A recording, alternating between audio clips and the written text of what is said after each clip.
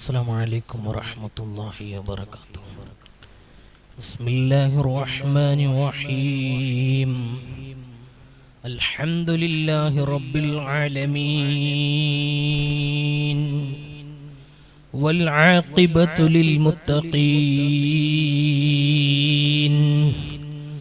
الصلاة والسلام عليك يا سيدي يا رسول الله. خذ بيدي قلت حيلتي أدركني يا حبيب الله.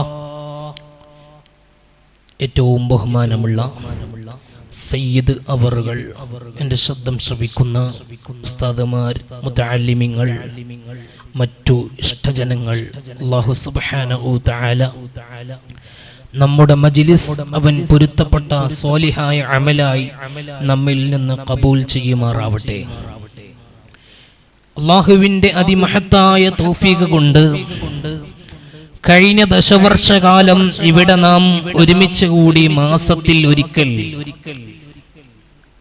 വ്യത്യസ്തങ്ങളായ നാടുകളിൽ നിന്ന് ആളുകൾ വന്ന് ഇവിടെ മജ്ലിസിൽ പങ്കെടുത്തു. അൽഹംദുലില്ലാഹ്, നൂറുകണക്കിന് മജ്ലിസുകൾ ഈ കാലയളവിൽ വളരെ സജീവമായി എല്ലാ പ്രതിസന്ധി ഘട്ടത്തിലും ഏത് സമയത്തും നമ്മുടെ പരിപാടി നിർത്താതെ തുടർന്നുകൊണ്ടേയിരിക്കുന്നു എന്നുള്ളൊരു സന്തോഷം വളരെ ആഹ്ലാദകരമാണ്.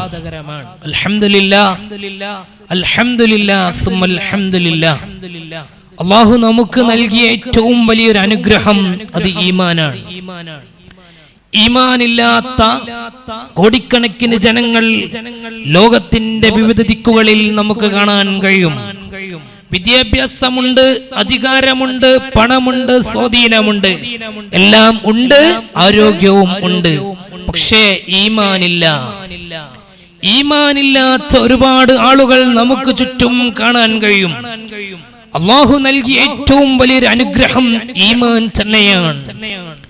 എങ്ങനെ ജീവിച്ചാലും എങ്ങനെ ജനിച്ചാലും മരിക്കേണ്ടത് ഒന്നായി മാത്രമാണ്, അത് മുഅ്മിനായിട്ട് മാത്രം മരിക്കണം.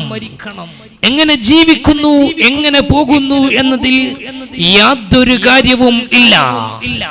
ഉള്ളത് ചോദിക്കാതെ തന്ന ഈമാനിന്റെ വെള്ളി വെളിച്ചം കെട്ടുപോകാതെ മരണം വരെ നിലനിർത്തണം.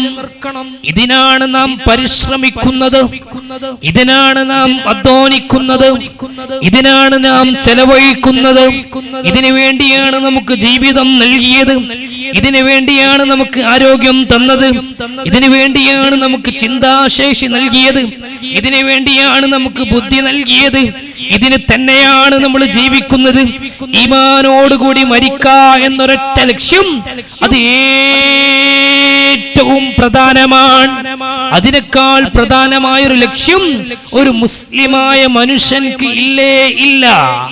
അല്ലാഹു ചോദിക്കാതെ തന്ന ഈമാനിന്റെ വെള്ളി വെളിച്ചം കെട്ടുപോകാതെ മരണം വരെ സൂക്ഷിക്കേണ്ടത് എന്റെയും നിങ്ങളുടെയും കടമയാണ്. ഈമാൻ സൂക്ഷിക്കേണ്ട ബാധ്യതകളിൽ, ഈമാൻ സൂക്ഷിക്കേണ്ട കാര്യങ്ങളിൽ ഒന്നാണ് അല്ലാഹു ബഹുമാനിച്ചതിനെ ബഹുമാനിക്കുക എന്നത്. ഏതായി മാസം ലോകത്തിലെ നാനാ ദിക്കുകളിൽ നിന്നും ആളുകൾ ഒരുമിച്ച് കൂടി പരിശുദ്ധമാക്കപ്പെട്ട ഹറമുകളിൽ ഒരുമിച്ച് കൂടി ഹജ്ജും ഉംറയും സിയാറത്തും ചെയ്യുന്ന പരിശുദ്ധമാക്കപ്പെട്ട ദുൽഹിജ്ജ മാസത്തിലാ ഉള്ളത്. ഈ ഈമാനിന്റെ പവർ നോക്കാൻ തന്നെ അല്ലാഹു ആദരിച്ച മുഴുവൻ വസ്തുക്കളെയും, മുഴുവൻ മാസങ്ങളെയും, മുഴുവൻ സമയങ്ങളെയും, വ്യക്തികളെയും എല്ലാറ്റിനും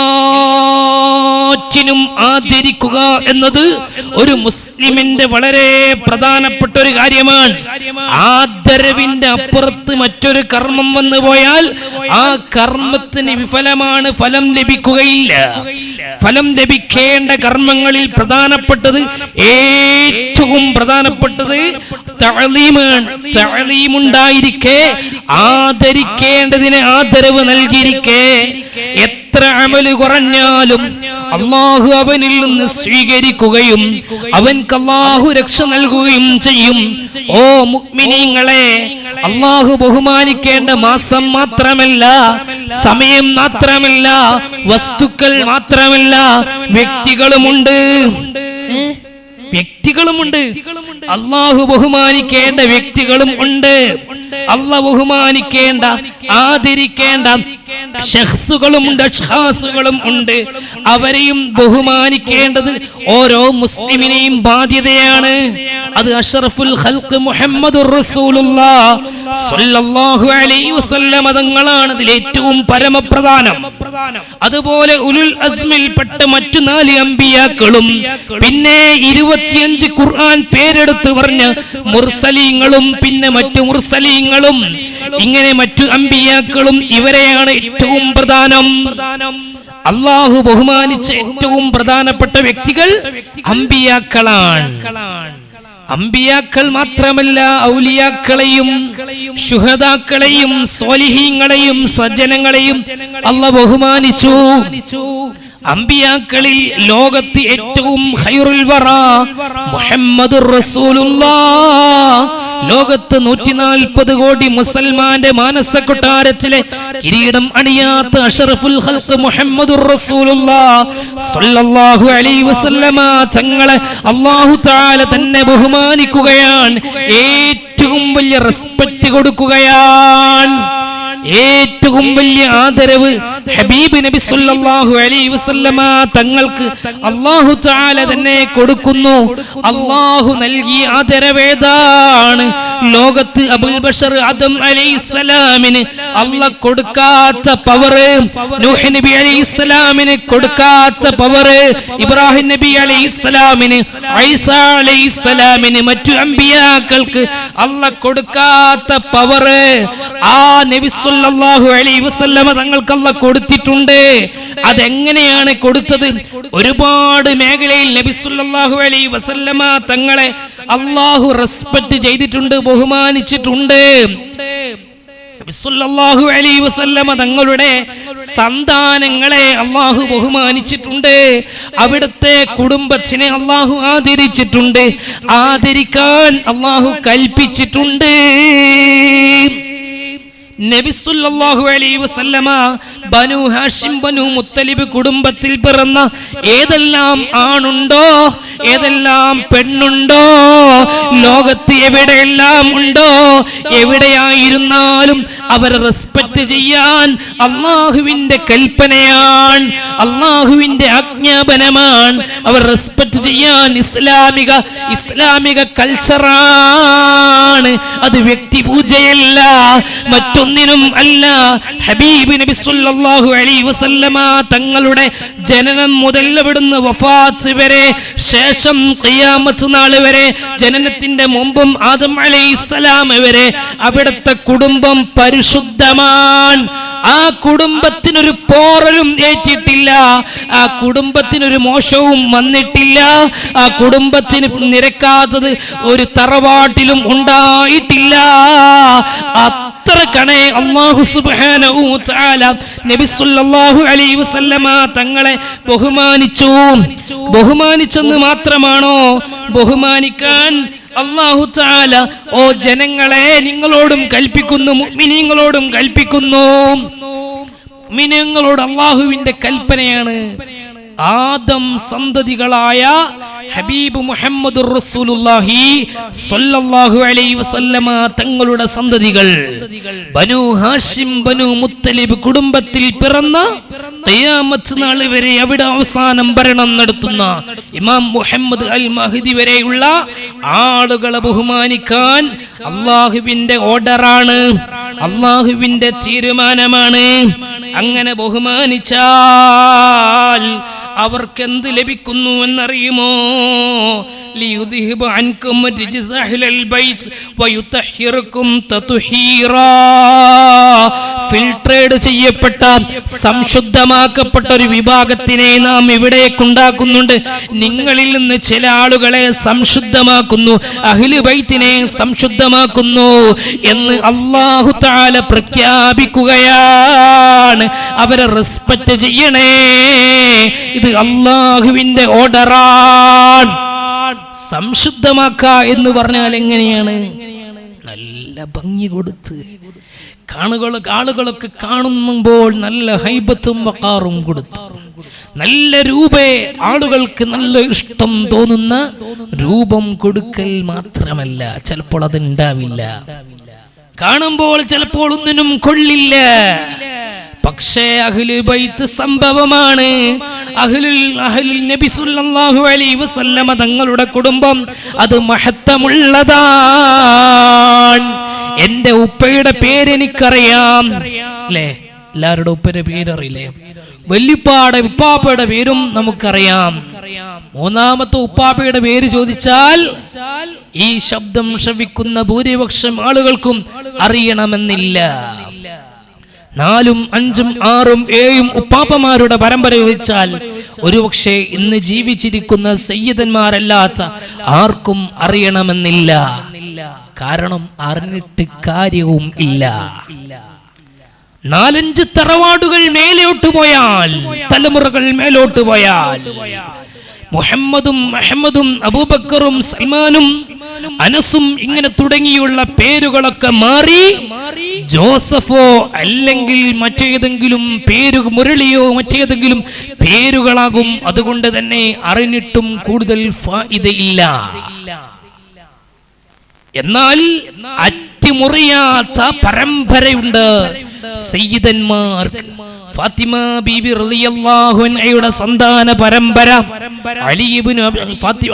ഫാത്തിമ ബീവിയുടെയും അലി ഇബ്നു അബീ ത്വാലിബ് റളിയല്ലാഹു അൻഹുമയുടെയും സന്താന പരമ്പര ഹസൻ ഹുസൈൻ റളിയല്ലാഹു അൻഹുവിലൂടെ ലോകത്ത് മുഴുക്കെ നിലനിൽക്കുകയാണ്.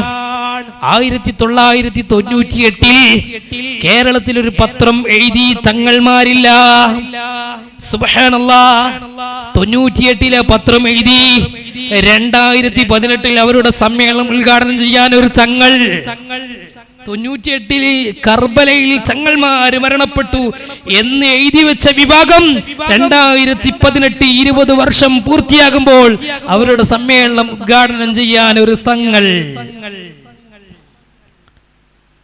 തങ്ങൾമാരില്ല എന്ന് പറയുന്നതും ജോസഫും തോമസും അതുപോലെ തന്നെ മുരളിയും എല്ലാം തങ്ങൾമാരാണ്, ആദമിന്റെ മക്കളാണ്, അവരൊക്കെ അഹ്ലു ബൈത്താണ് എന്ന് പറയുന്നവരും ഉണ്ട്. എന്നാൽ അവരുടെയൊക്കെ പാരമ്പര്യം എന്ന് ചോദിച്ചാൽ ഒരു 4 തലമുറ പറയാൻ കഴിയുമോ? ഹബീബ് മുഹമ്മദുർ റസൂലുള്ളാഹി സ്വല്ലല്ലാഹു അലൈഹി വസല്ലമ തങ്ങളെ അവഹേളിക്കാൻ അല്ലാഹു തആല അനുവദിക്കുകയില്ല. അല്ലാഹു തആല അനുവദിക്കുകയില്ല. ഖിയാമത്ത് നാൾ വരെ അവിടുത്തെ സന്താന പരമ്പര നിലനിൽക്കുക തന്നെ ചെയ്യും. എന്ത് പ്രശ്നം വന്നാലും, ഏത് പ്രയാസം വന്നാലും, ഏത് പ്രതിസന്ധി വന്നാലും, കൂട്ടക്കുരുതികൾ വന്നാലും, ഒരു സ്ഥലത്ത് മുഴുവൻ ബോംബിട്ട് വർഷിപ്പിച്ച് ആളുകളെ മുഴുവനും കൊന്നൊടുക്കിയാലും, എങ്ങനെയെങ്കിലും കൊന്നാലും ഖിയാമത്ത് നാൾ വരെ അഹ്ലുൽ ബൈത്ത് നിലനിൽക്കും. അത് നബി സല്ലല്ലാഹു അലൈഹി വസല്ലമ തങ്ങളെ അല്ലാഹു ബഹുമാനിച്ചു എന്നതിന്റെ അടയാളമാണ്. ഈ സയ്യിദന്മാരെ നമുക്കൊന്ന് രക്ഷപ്പെടാൻ വേണ്ടി മഹബ്ബത്ത് വെക്കേണ്ടതുണ്ട്. നമുക്ക് ഒരു നിമിഷത്തെ, ഒരു നാനോ സെക്കൻഡിലെ ഗ്യാരണ്ടി ഇല്ല. ഇന്നലെ 24 മണിക്കൂർ മുമ്പ് നമ്മൾ കേട്ട വിവരം എന്താണ്? സുബ്ഹാനല്ലാഹ്, 3-4 സംസ്ഥാനങ്ങൾക്കപ്പുറത്ത് ഒരു പ്ലെയിൻ മറിഞ്ഞു, 300-ലധികം പേര് മരണപ്പെട്ടു. അവിടെ രാഷ്ട്രത്തിൽ പ്രധാനപ്പെട്ടവരുണ്ട്, മന്ത്രിമാരുണ്ട്, ആക്ടേഴ്സ് ഉണ്ട്, വളരെ പ്രധാനപ്പെട്ടവരുണ്ട്. സെക്കൻഡുകൾക്കകം ജീവിതം ഇല്ലാതെയായി. കഴിഞ്ഞൊരു വർഷം മുമ്പ് കേരളത്തിൽ ഒരു ജില്ലയുടെ ഒരു ഭാഗം ഒന്നടങ്കം ഇല്ലാതെയായി. തഫ്സീറുകളിൽ കാണാം എത്രയോ നാടുകൾ ഇല്ലാതെയായ സംഭവം. എന്നാൽ നമ്മുടെ കൺമുമ്പിൽ തന്നെ ഒരു ജില്ലയുടെ ഒരു ഭാഗം തന്നെ ഇല്ലാതെയാകുന്നു. രാത്രിയിൽ കിടന്നുറങ്ങിയ മനുഷ്യൻ അതാ മണിക്കൂർ കഴിഞ്ഞപ്പോൾ 96 കിലോമീറ്റർ അകലെ ഡെഡ് ബോഡി കിടക്കുകയാണ്. ആരും കൊണ്ടുപോയിട്ടതല്ല, വീടില്ല, നാടില്ല, നാട്ടുകാരനില്ല. അങ്ങനെ ആർക്കും ഒരു സെക്കൻഡും ഗ്യാരണ്ടി ഇല്ല. ഒരു സെക്കൻഡും ഗ്യാരണ്ടിയില്ല. കുല്ലു നഫ്സിൻ സായിഖത്തുൽ മൗത്ത്.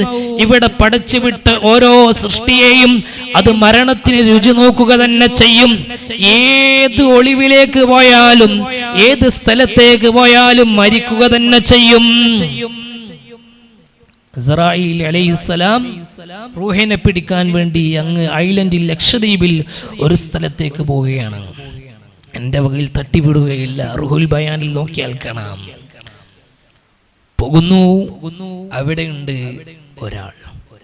അസ്രായീൽ അലൈഹിസ്സലാം പറയുന്നു, ഇവര് റൂഹിനെ പിടിക്കേണ്ടത് ഈ നാട്ടിലല്ലോ, ഒരു 400 കിലോമീറ്റർ അപ്പുറത്താണല്ലോ. നാളെയാണല്ലോ അവര് റൂഹിനെ പിടിക്കാൻ. ഒരാളെ റൂഹിനെ പിടിക്കാൻ പോയിട്ട് പോകുമ്പോൾ അപ്പൊ തൊട്ടടുത്ത് വേറെ ആളുടെ. അപ്പൊ മൂപ്പരെ റൂഹിനെ പിടിക്കേണ്ടത് നാളെയാണ്, 400 കിലോമീറ്റർ അപ്പുറത്തും. അസ്രായീൽ അലൈഹിസ്സലാം സുബ്ഹാനല്ലാഹ്, നാളെ പിടിക്കാൻ വേണ്ടി പറഞ്ഞ ആളാണല്ലോ. ഈ ശബ്ദം അവര് കേട്ടു, തീരുമാനിച്ചു 400 കിലോമീറ്റർ അകലെ പോകാതെ ഇവിടെ തന്നെ നിൽക്കുക, എന്നാ നാളെ റൂഹിനെ പിടിക്കൂല. തീരുമാനിച്ചു. ഉറക്കം കഴിഞ്ഞു. കുറച്ചൊക്കെ ഉറങ്ങിയപ്പോൾ വെള്ളപ്പൊക്കമോ ഒരു ജലപ്രളയോ മറ്റോ ഉണ്ടായി. പെട്ടെന്ന് അദ്ദേഹം ഒലിച്ചുപോയി 400 കിലോമീറ്റർ അകലെ. രക്ഷയില്ല. ഏത് സൈക്കോളജി വന്നാലും ഏത് സംവിധാനങ്ങൾ വന്നാലും ഒരു സെക്കൻഡ് ഒന്ന് നീട്ടിക്കിട്ടാൻ ഒരു സംവിധാനത്തിനും ഒരു സൗകര്യത്തിനും ഒരു ഫെസിലിറ്റിക്കും കഴിയില്ല. കുല്ലു നഫ്സിൻ ദായിഖത്തുൽ മൗത്ത്. രുചിച്ച് നോക്കേണ്ട എല്ലാവരും ജനിച്ചിട്ടുണ്ടോ? മരണം ഉറപ്പാണ്. പിന്നെ മരിക്കാതിരിക്കാൻ ഒരൊറ്റ കാര്യം ചെയ്യേണ്ടത് ജനിക്കാതിരിക്കണം. ഇനി പറഞ്ഞിട്ട് കാര്യമില്ലല്ലോ.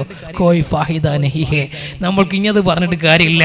ഇനി എന്തായാലും മരിക്കും. നമ്മൾ മരിക്കുമ്പോൾ ഈമാൻ വേണം. അള്ളാഹു തെരുമാറാവട്ടെ.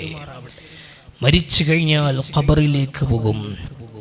AC-യുടെ തണുപ്പിൽ വിറളിച്ചു നിന്ന നമ്മളും അതുപോലെ തന്നെ ഒന്നും ഇല്ലാതെ വളരെ പ്രയാസപ്പെട്ട് കൂരയിൽ ജീവിച്ച പലരും പോകേണ്ടത് ഒരേ ഖബറിലാണ്, ഒരേ വീട്ടിലേക്കാണ് പോകേണ്ടത്. ആ ഖബറിൽ പോകണം എനിക്ക്, ഖബറിൽ പോകണം നിങ്ങൾക്ക്. എന്റെ കൂടെ ഉണ്ടായിരുന്ന എന്റെ സ്വന്തം ഉപ്പ എന്റെ ഖബറിലേക്ക് വരില്ല. എന്റെ പ്രിയപ്പെട്ട മാതാവ് എന്റെ ഖബറിലേക്ക് വരില്ല.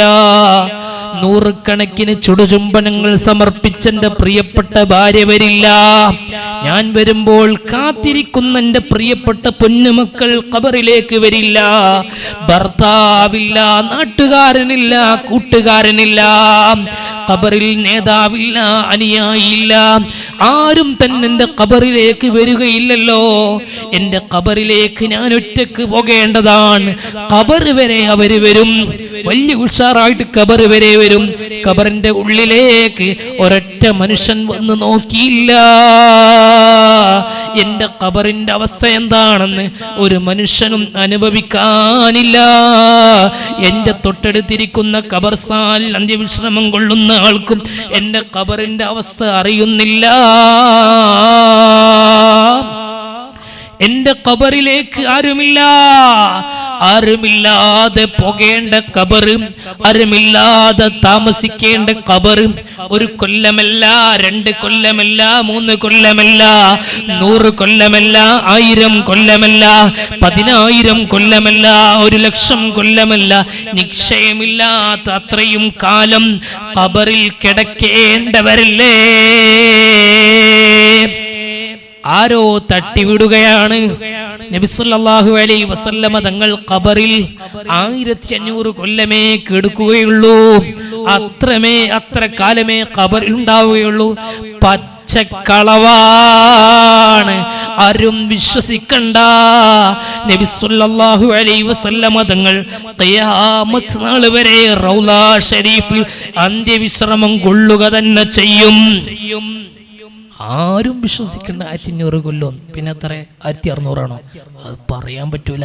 ചിലപ്പോൾ 1500 ആകും, ചിലപ്പോൾ 1200 ആകും, ചിലപ്പോൾ 2000, 3000, ചിലപ്പോൾ 10000 ഒന്നും പറയാൻ പറ്റൂല.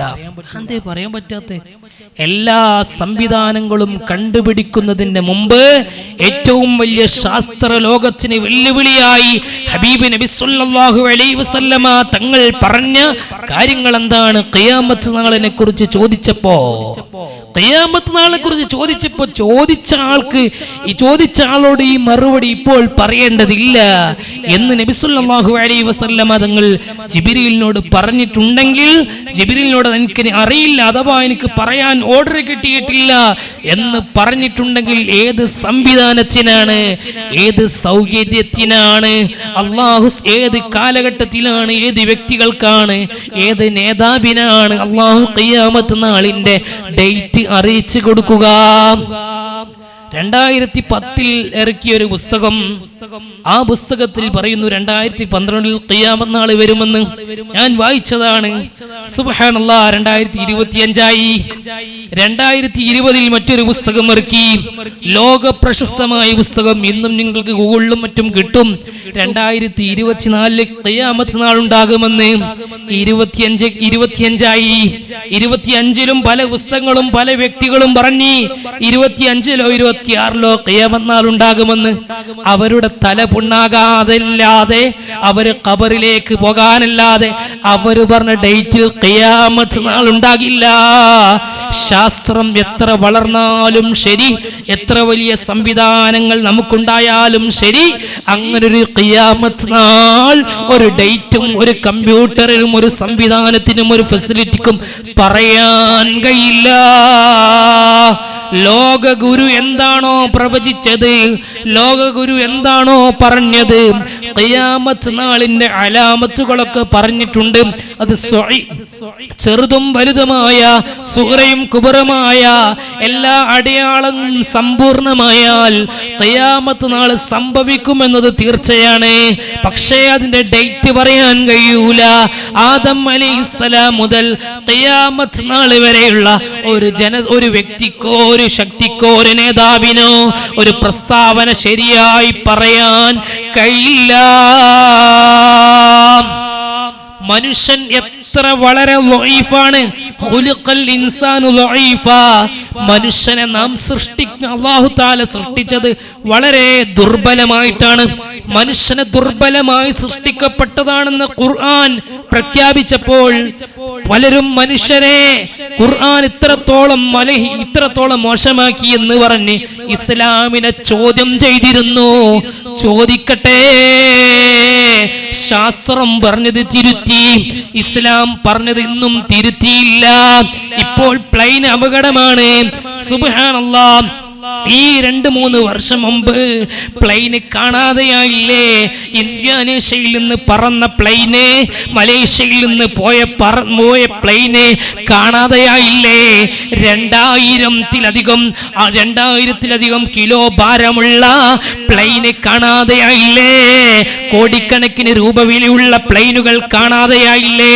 ഇന്നും പല സ്ഥലത്തേക്ക് പോയാലും തിരിച്ചു വരാൻ കഴിയാത്തതില്ലേ? മനുഷ്യൻ ദുർബലൻ തന്നെയല്ലേ? സുബ്ഹാനല്ലാഹ്, ഒരു പെണ്ണ് കാണാതെയായി എന്ന് പറയുന്ന ലാഘവത്തോടെ പ്ലെയിന് കാണാതെയായി അത്രേ. എന്താ സംഭവം? റാഞ്ചിക്കൊണ്ടുപോയത്, പരുന്ത് റാഞ്ചിക്കൊണ്ടുപോയതാണോ? ഇത്രയും ഭാരമുള്ള സംവിധാനങ്ങളുള്ള ഒരു പ്ലെയിന് കാണാതെയായിട്ട് എത്ര ജനങ്ങളെയാ കാണാതെയായത്? മരിച്ചിട്ടുണ്ടോ? വിവരമില്ല. ജീവനുണ്ടോ? ഉറപ്പില്ല. അല്ലാഹുവിന്റെ സംവിധാനം അത് വളരെ കൃത്യമാണ്.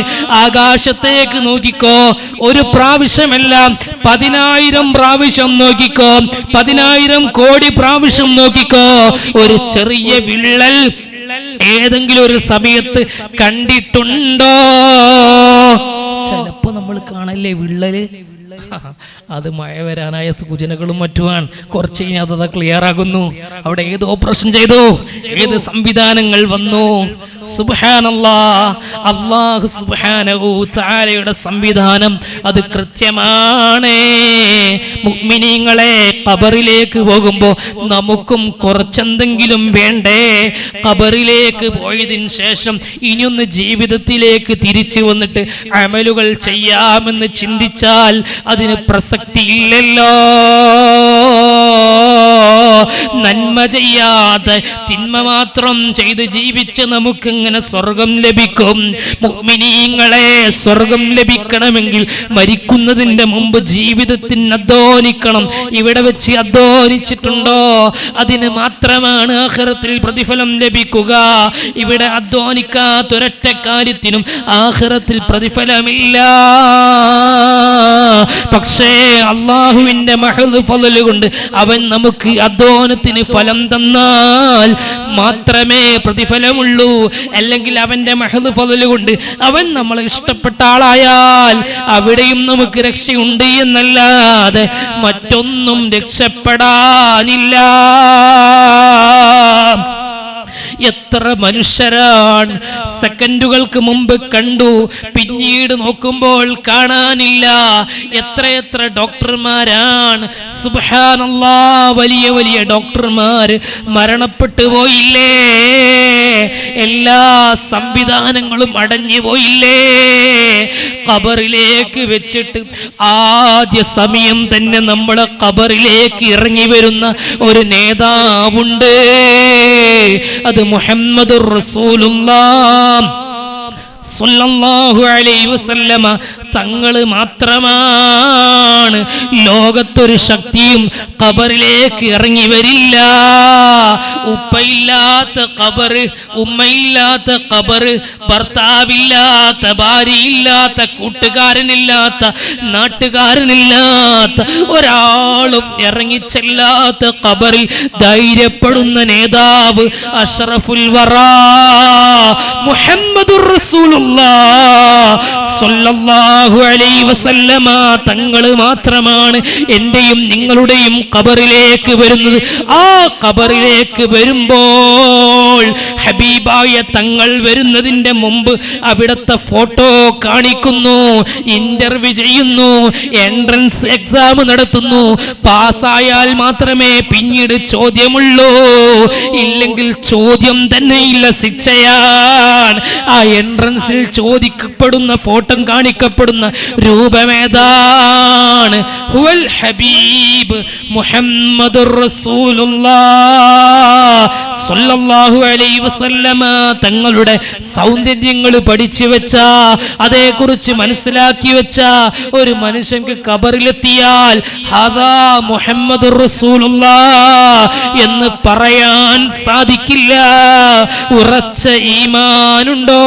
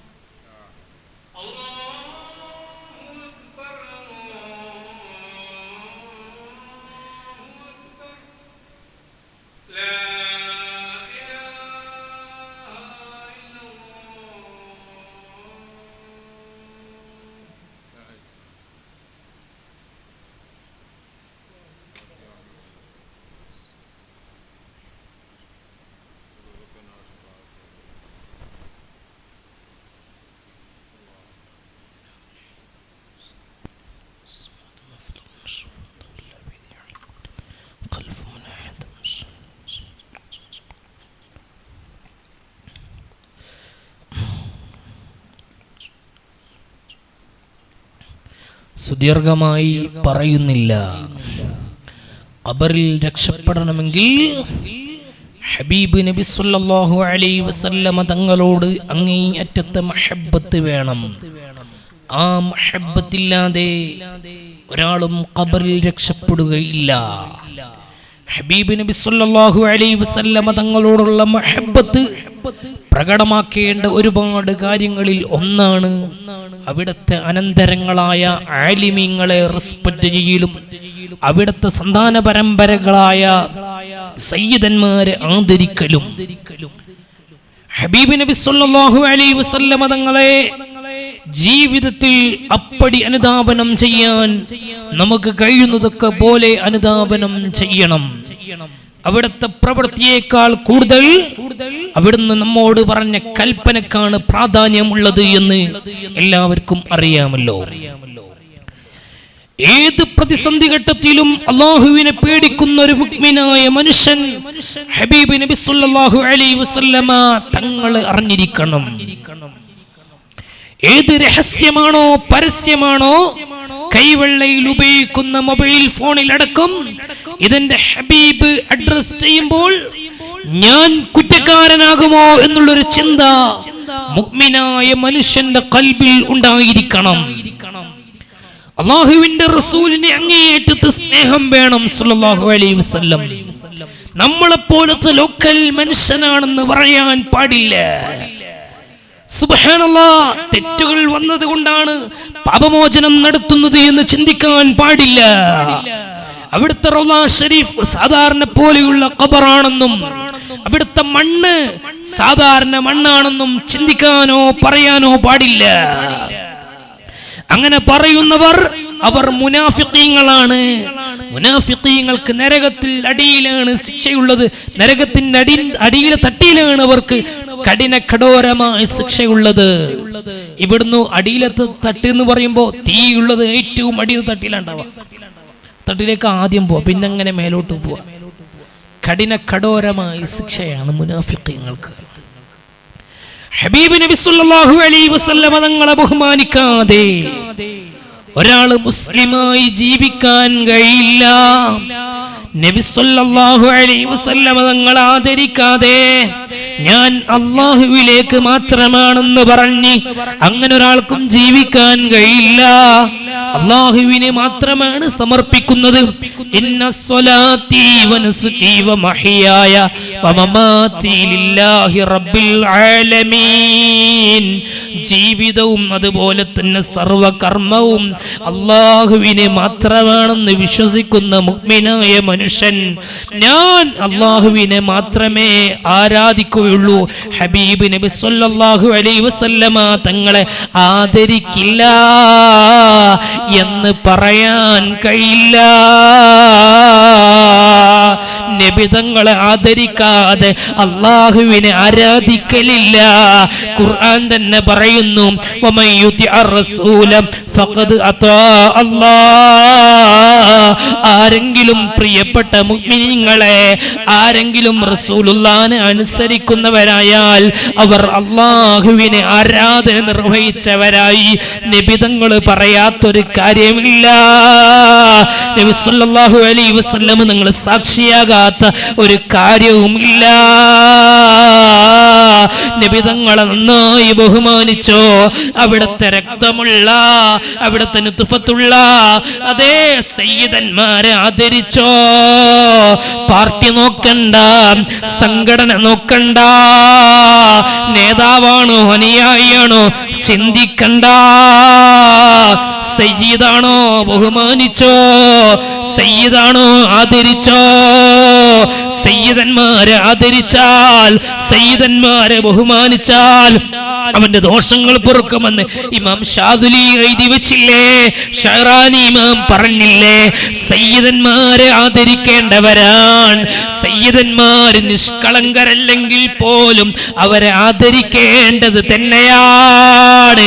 അൽഹംദുലില്ലാഹ്, കഴിഞ്ഞ ദശവർഷം മുമ്പ് സ്ഥാപിതമായ നമ്മുടെ മജ്ലിസ് അൽഹംദുലില്ലാഹ് ലോകത്ത് പലർക്കും അത്താണിയാണ്, പലർക്കും നീറുന്ന നൂറുകണക്കിന് പ്രശ്നങ്ങൾക്ക് പരിഹാരമാണ്. അല്ലാഹുവേ, ഈ മജ്ലിസ് ഖിയാമത്ത് നാൾ വരെ നിലനിർത്തണേ അല്ലാ. ഈ സ്ഥാപനത്തിന്റെ ശില്പി, ഞങ്ങളുടെ അഭിവന്യ നേതൃത്വം ബഹുമാനപ്പെട്ട ഷറഫുസ് സാദാത്ത് സയ്യിദ് അവറുകൾ ഹജ്ജിലാണ്, സിയാറത്തിലാണ്. മുത്തുനബിയുടെ 39ാമത്തെ പേരക്കിടാവിന്റെ ആത്മീയ നേതൃത്വത്തിൽ നമുക്കും വളരാം. ഓ മുഅ്മിനീങ്ങളെ, ഷറഫുസ് സാദാത്ത് നമുക്ക് വേണ്ടി വ്യത്യസ്തങ്ങളായ കർമ്മങ്ങൾ ചെയ്യുമ്പോഴും ഹജ്ജിന്റെ കർമ്മങ്ങൾ ചെയ്യുമ്പോഴും അവിടെ വെച്ച് നമുക്ക് ദുആ ചെയ്യുന്നു. നമ്മളെ മറക്കാതെ ഓർക്കുകയാണ്. മുത്തുനബി തങ്ങളുടെ പേരക്കുട്ടിയല്ലേ, ഉപ്പാപ്പയുടെ ചാരത്ത് വെച്ച് ഈ സദസ്സ് അറിയുന്നു. സദസ്സ് അറിയുമ്പോൾ നമ്മളവര് കാണുകയാണ്. ഉപ്പാപ്പ പരിചയപ്പെടുത്തി കൊടുക്കുന്നു. ഉപ്പാപ്പയിലേക്ക് നമുക്കൊരു കണക്ഷൻ ഉണ്ടാകുന്നു. ആ കണക്ഷൻ പോരെ വിജയിക്കാൻ നമുക്ക് ഏറ്റവും വലിയ മാർഗം സയ്യിദന്മാരെ ആദരിക്കണം. അൽഹംദുലില്ലാഹ്, ഈ സ്ഥാപനം ഒരുപാട് സയ്യിദന്മാരുടെ ആത്മീയ കരങ്ങളാൽ ദൃഢമാണ്. ബഹുമാനപ്പെട്ട സയ്യിദ് അവറുകൾ നമുക്ക് നേതൃത്വം നൽകുന്ന മഹാനവറുകൾ അൽഹംദുലില്ലാഹ് ധാരാളം മജ്ലിസുകൾക്ക് ആത്മീയ നേതൃത്വം വെച്ച മഹാനവറുകളാണ്. അതുപോലെ തന്നെ യുഎഇയിൽ ദുബായിലുള്ള നമ്മുടെ സയ്യിദ് ജലാലുദ്ദീൻ തങ്ങൾ ഉൾപ്പെടെ എല്ലാവരും നമുക്ക് ആത്മീയ നേതൃത്വമാണ്. സയ്യിദന്മാരെ ബഹുമാനിച്ചോ. ഇമാമുന ശാഫിഈ റളിയല്ലാഹു അൻഹു മദ്ഹബിന്റെ ഇമാമല്ലേ, ജനിക്കുന്നതിന്റെ 148 കൊല്ലം മുമ്പ് മുഹമ്മദുർ റസൂലുള്ളാഹ് പറഞ്ഞിട്ടില്ലേ, ആലിമു ഖുറൈശിൻ യംലഉ തിബാഖൽ അർളി ഇൽമാ, ഭൂമിയുടെ ഉപരിമണ്ഡലത്തിൽ വൈജ്ഞാനികം കൊണ്ട് നിറക്കുന്ന ഒരു പണ്ഡിതൻ എന്റെ കുടുംബത്തിൽ വരും. അത് ശാഫിഈ ഇമാമിനെ കുറിച്ചാണെന്ന് അഹ്മദ് ഇബ്നു ഹംബൽ റളിയല്ലാഹു അൻഹു ഉൾപ്പെടെയുള്ള സർവ്വ പിൽക്കാലക്കാരും രേഖപ്പെടുത്തിയില്ലേ. ശാഫിഈ ഇമാം ഖുറൈശല്ലേ, ശാഫിഈ ഇമാം മുത്തുനബിയുടെ സന്താനമല്ലേ. ശാഫിഈ ഇമാമിനെ പോലെ ഇൽമുള്ളവർ അക്കാലത്തുണ്ടോ? ശാഫിഈ ഇമാമിനെ പോലെ ഇൽമുള്ളവർ പിൽക്കാലത്തുണ്ടോ? ആ ശാഫിഈ ഇമാമല്ലേ ദർസ് നടത്തിക്കൊണ്ടിരിക്കുമ്പോൾ അതാ ദർസിനിടയിൽ എഴുന്നേൽക്കുകയാണ്. ഒരു പ്രാവശ്യമല്ല, 2 പ്രാവശ്യമല്ല, 3 അല്ല, 4 അല്ല, 5 അല്ല, 6 അല്ല, 10-ലധികം പ്രാവശ്യം ഒരു ദർസിൽ തന്നെ എഴുന്നേറ്റ് നിൽക്കുന്നു. കുട്ടികളുടെ ചോദ്യമാണ്, അല്ലയോ ഉസ്താദേ, എന്തിനാ അങ്ങ് എഴുന്നേറ്റ് നിൽക്കുന്നത്? ഇടയ്ക്കിടെ എഴുന്നേൽക്കുന്നുണ്ടല്ലോ, എന്തിനാണ് അങ്ങ് എഴുന്നേൽക്കുന്നതെന്ന് ചോദിക്കുമ്പോൾ പറഞ്ഞില്ലേ, അതാ ഞാൻ ദർസ് നടത്തുമ്പോ അതാ ഗ്രൗണ്ടിൽ നിന്ന് കുറച്ചൊക്കെ ഇങ്ങോട്ട് വരുന്ന ഒരു കുട്ടിയെ കാണുന്നു.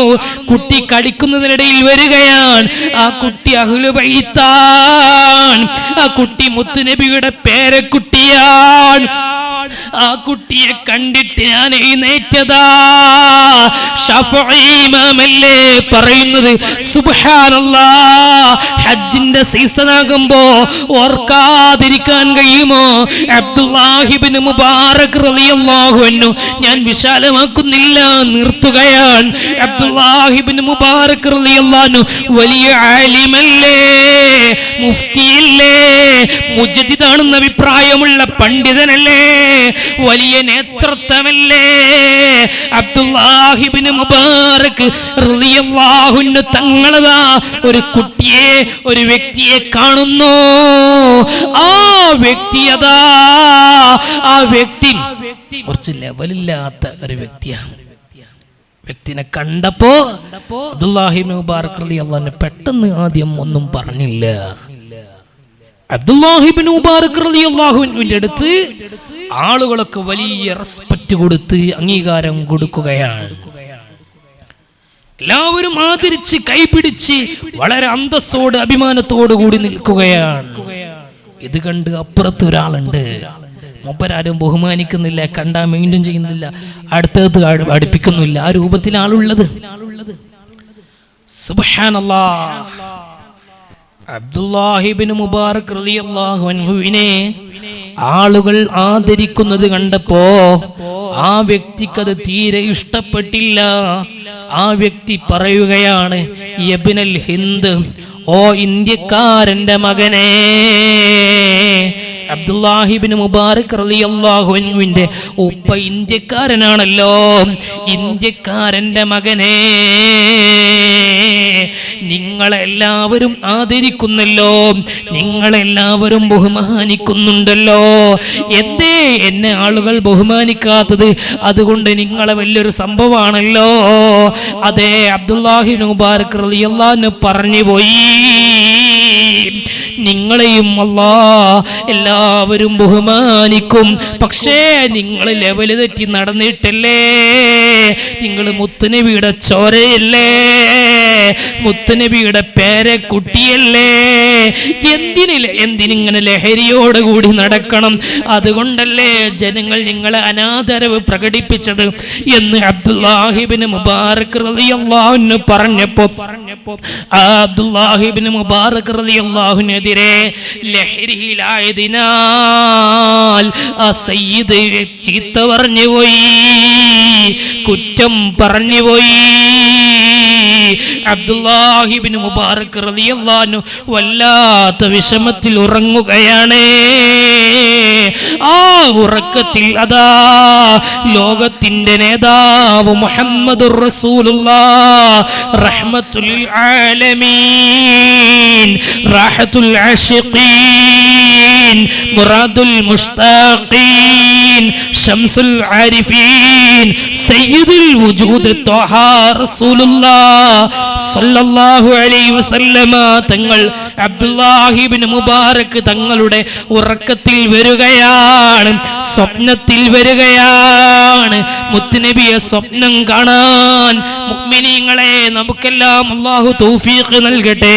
സ്വപ്നം കണ്ടത് പരസ്യമായി പറയരുത്. ഇസ്ലാമിന്റെ ഫിഖ് നിയമമാണ്. കണ്ടെന്ന് ആരെങ്കിലും പരസ്യമായി പറഞ്ഞാൽ വിശ്വസിക്കേണ്ടവർക്ക് വിശ്വസിക്കാം എന്നതിലുപരി അത് പാട്ടാക്കരുതേ, അത് സോഷ്യൽ മീഡിയയിൽ പറയരുതേ. ചൂഷണം ചെയ്യപ്പെടുന്ന കാലമാണ്, സൂക്ഷിച്ചില്ലെങ്കിൽ അപകടമാണ്. സ്വപ്നം കണ്ട് എന്നത് കൊണ്ട് മാത്രം ഒരാൾ രക്ഷപ്പെടുകയും ഇല്ല. നബിതങ്ങളുടെ രൂപം സ്വപ്നം കണ്ടാൽ അത് നബിതങ്ങൾ തന്നെയാണ്. നബിതങ്ങളുടെ രൂപത്തിൽ ശൈത്താൻ ഉണ്ടാവില്ല. പക്ഷേ ഇമാമിങ്ങൾ രേഖപ്പെടുത്തുന്നു, ഞാൻ നബിയാണെന്ന് പറഞ്ഞ് നബി സല്ലല്ലാഹു അലൈഹി വസല്ലമ തങ്ങളല്ലാത്തവരും വന്നേക്കാം. ഹബീബ് നബി സല്ലല്ലാഹു അലൈഹി വസല്ലമ തങ്ങൾ അബ്ദുല്ലാഹി ഇബ്നു മുബാറക് റളിയല്ലാഹു അൻഹു സ്വപ്നം കാണുകയാണ്. സുന്ദരമായ മുഖം അങ്ങ് സ്വപ്നം കണ്ടു. അബ്ദുല്ലാഹി ഇബ്നു മുബാറക് റളിയല്ലാഹു അൻഹു റസൂലുള്ളാഹിന്റെ അടുത്തേക്ക് അങ്ങോട്ട് പോയി. റസൂലുള്ളാഹിന്റെ അടുത്തേക്ക് പോയപ്പോ നബി സല്ലല്ലാഹു അലൈഹി വസല്ലമ തങ്ങളുടെ മുഖം അത്ര റാഹത്ത് തോന്നുന്നില്ല, അത്ര റാഹത്തുള്ള മുഖമായി തോന്നുന്നില്ല. സുബ്ഹാനല്ലാഹ്, സൂര്യപ്രകാശത്തിനേക്കാൾ വലിയ തിളക്കമുള്ള വജ്രമുള്ള നബിയല്ലേ, ഏറ്റവും നല്ല തിളക്കമുള്ള നേതാവല്ലേ.